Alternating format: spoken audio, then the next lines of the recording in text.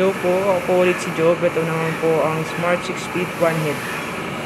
Printer head area. Capping. Head clean.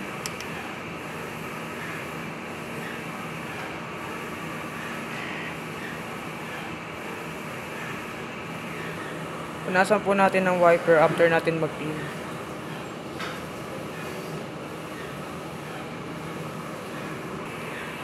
Nozzle check.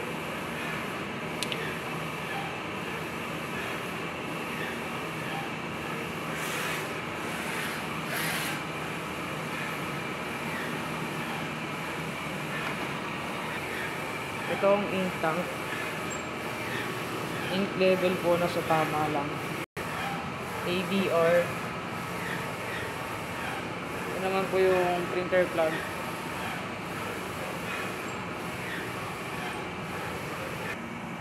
ICC profile. Consumables po. Bali this week po nakapag-print po kami ng total of 363 meters sa 1 head.